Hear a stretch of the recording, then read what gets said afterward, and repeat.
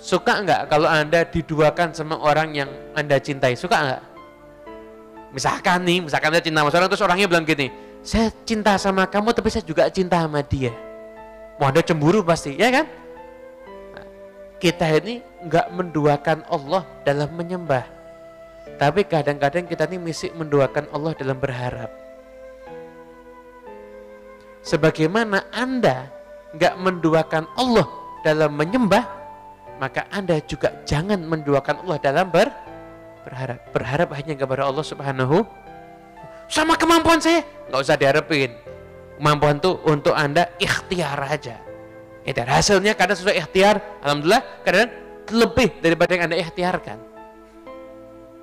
Kadang-kadang kalau ngitung gaji nggak bisa berangkat umrah. Subhanallah, bisa berangkat umrah dari mana? Wallahu a'lam. Wallahu a'lam.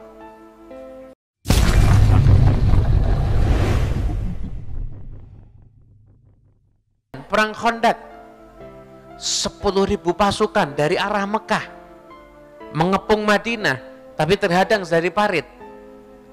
Ketika dalam kondisi seperti itu, Yahudi Bani Quraidah yang di belakang mereka posisinya mau berkhianat. Tapi bagaimana pertolongan datang, sampai-sampai ada satu orang yang nggak diduga tiba-tiba masuk Islam, menjadikan Bani Quraidah nggak nyerang, orang kafir Quraisy juga nggak nyerang. Kemudian setelah itu datang angin, yang anginnya itu kepada kaum muslimin itu menyejukkan, buat orang kafir itu bisa menghancurkan barang bawaan mereka semuanya. Pertolongannya ternyata di luar dugaan, nggak seperti yang dibayangkan. Ketika perjanjian Hudaybiyah itu kaum muslimin dirugikan itu. Perjanjian Hudaybiyah itu isinya semua merugikan kaum muslimin, tapi Anda bisa lihat ternyata karena perjanjian Hudaybiyah ini bisa menyebabkan banyak orang masuk Islam. Jadi pertolongan Allah itu kadang-kadang di luar dugaan. Makanya kita semuanya ini berdamai dengan takdir. Jalani takdir kita. Yang penting hidup ngikutin aturan yang benar. Setelah itu pantaskan diri kita agar kita mendapatkan pertolongannya Allah Subhanahu wa ta'ala. Pantaskan diri kita. Orang kalau pengen ditolong Allah, pantasnya gimana sih? Ya udah, ya yang bakti sama orang tua, ya kan? Yang kerjain sholat 5 waktunya benar, kewajibannya dilaksanain, zakatnya benar. Dan kalau itu istri ya, yang baik kepada suaminya, begitu. Anak ya bakti kepada kedua orang tuanya, berusaha ninggalin maksiat. Anda pantasin diri Anda untuk ditolong sama Allah. Itu yang akan manfaat untuk Anda dunia akhirat, nggak ada yang lain. Karena Anda nggak bisa, Anda ngelawan takdir nggak bisa. Anda hanya bisa bersahabat dengan takdir, tapi tetap wajib ikhtiar dan wajib untuk meminta pertolongan kepada Allah Subhanahu wa ta'ala. Yakin Allah pasti akan nolong, nggak mungkin nggak ditolong, pasti akan tolong. Asalkan hati kita berharapnya pada Allah Ta'ala pasti. Suka nggak kalau Anda diduakan sama orang yang Anda cintai? Suka nggak? Misalkan Anda cinta sama orang, terus orangnya bilang gini, saya cinta sama kamu tapi saya juga cinta sama dia. Mau Anda cemburu pasti, ya kan? Nah, kita ini nggak menduakan Allah dalam menyembah, tapi kadang-kadang kita ini mesti menduakan Allah dalam berharap. Sebagaimana Anda nggak menduakan Allah dalam menyembah, maka Anda juga jangan menduakan Allah dalam berharap. Berharap hanya kepada Allah Subhanahu.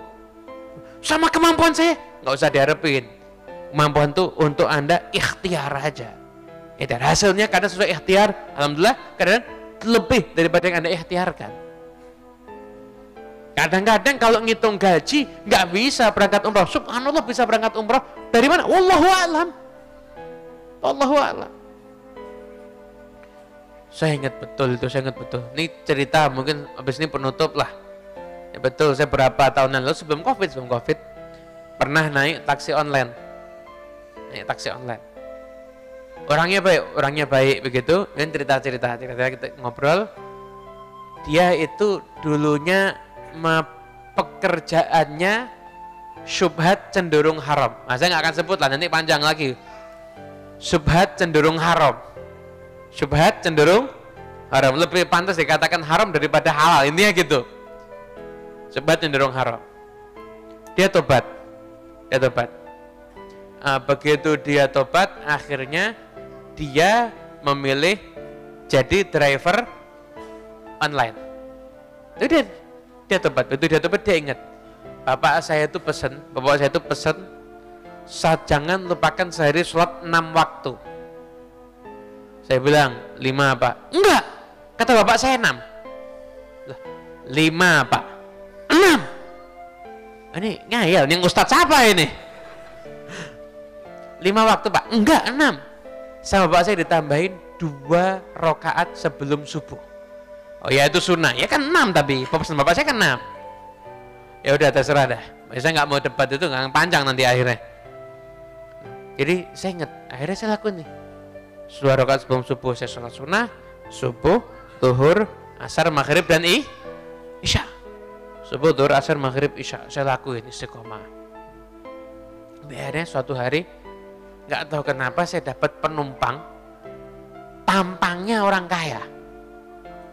Tampangnya orang kaya. Di jalan macet sehingga tidak mau ngobrol.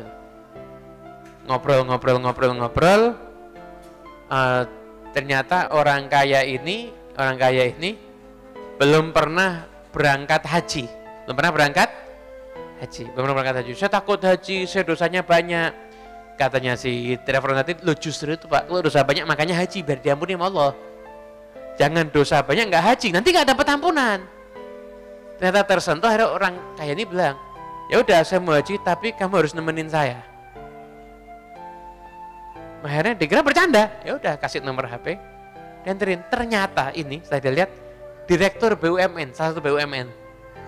Ya, itu nggak lama ditelepon, diajak berangkat haji. Kamu jangan sendiri, karena saya ngajak istri, kamu juga harus ngajak istri kamu. Berangkat haji yang plus, bukan plus lagi, plus berangkat hajinya. Hajinya plus bisa berangkat haji, bahkan diangkat jadi sopir pribadinya. Saya tuh dikasih kerjaan proyek. Saya kok udah kerja proyek kok sekarang jadi driver online lagi? Iya, karena sekarang ini karena pandemi proyeknya di stop. Saya nggak suka nganggur, jadi saya tetap akhirnya kerja jadi driver online. Kenapa? Sambil nyetir juga bisa sambil dakwah. Jadi tidak bisa sambil dakwah. Saya ketemu sekali, saya tuh ngambil banyak pelajaran daripada kehidupannya. Kadang-kadang hidup ini nggak bisa ditebak ya. Hidup ini nggak bisa ditebak. Bayangkan, hanya karena dia ngambil 1 penumpang di hari itu, jalan hidupnya itu bisa berubah semuanya. Benar nggak? Hanya bisa karena ngambil 1 penumpang. Jalan hidup itu nggak bisa ditebak. Tapi yang jelas kita harus selalu husnudzon kepada Allah Subhanahu. Apapun yang Allah takdirkan kepada kita maknai sebagai positif, dan itu pasti adalah kebaikan untuk kita semuanya. Wallahu a'lam bishawab. Injury time 2 menit. Nggak apa-apa, kan baru injury time, nggak sampai adu penalti ya. Mau ada tanya jawab? Misi kuat atau sudah ngantuk? Udah, tiga pertanyaan boleh. Oke, silakan, ada yang nanya. Baik, Ibu Bapak jamaah sekalian yang ingin bertanya dipersilakan, baik yang ikhwan maupun yang akhwat.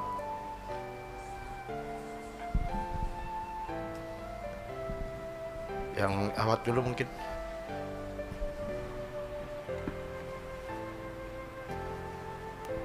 Menurut saya Ubib, yang akhwat dulu mau tanya Ubib.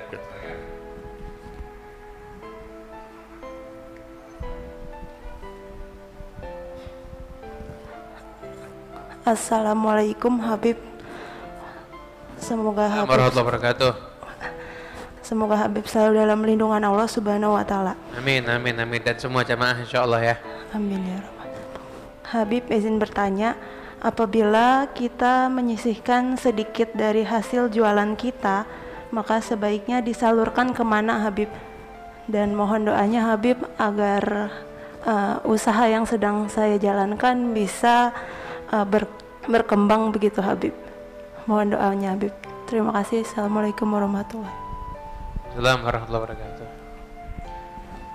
Nabi Muhammad sallallahu alaihi wasallam beliau bersabda, al-muta'addi fi shadaqah kamani'iha. orang yang sedekahnya itu nggak pas, salah dalam sedekah, itu seperti orang yang nggak sedekah.